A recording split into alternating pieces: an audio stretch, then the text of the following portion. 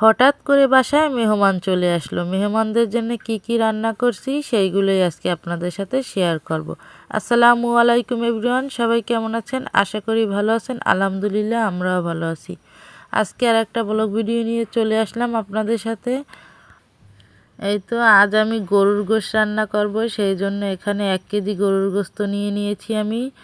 আর এখানে মশলা নিয়ে নিয়েছি, জিরা নিয়েছি, লং নিয়েছি 5-6টা, দারচিনি নিয়েছি কয়েক টুকরা, আর নিয়ে 6-7টা এলাচ নিয়েছি। এখন এগুলো আমি শিলে বেটে নিব।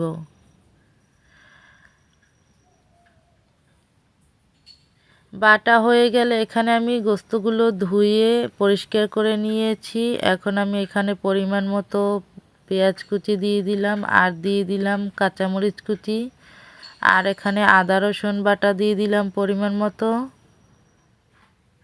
আর দিয়ে দিলাম বাটা মশলা,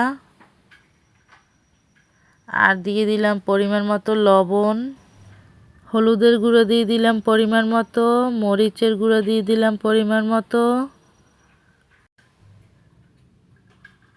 ধনিয়ার গুঁড়ো দিয়ে দিলাম পরিমাণ মতো, আর দিয়ে দিলাম পরিমাণ মতো তেল। তেল দিয়ে এখন আমি কিছুক্ষণ মেখে নিব।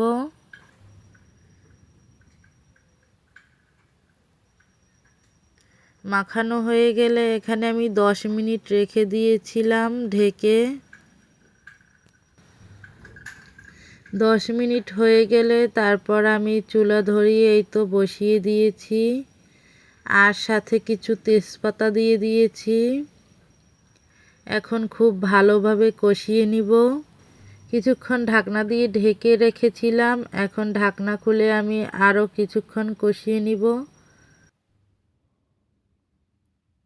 এই রকমের কষিয়ে রান্না করলে কিন্তু গোশতের স্বাদটা অনেক ভালো আসে। এই তো আমি খুব ভালোভাবে কষিয়ে নিয়েছি। কষানো হয়ে গেলে এখানে আমি একটু পরিমাণ মতো পানি দিয়ে দিলাম। পানি দিয়ে কিছুক্ষণ নাড়াচাড়া করে আমি ঢাকনা দিয়ে ঢেকে রাখবো।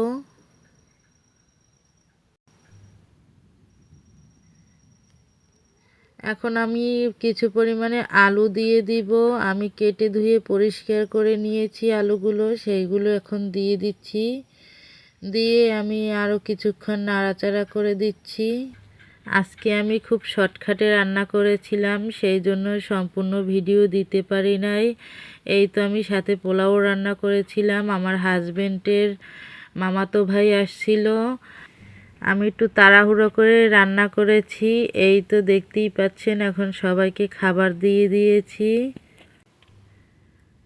আজকের মতো বিদায় নিয়ে নিচ্ছি। আল্লাহ হাফেজ।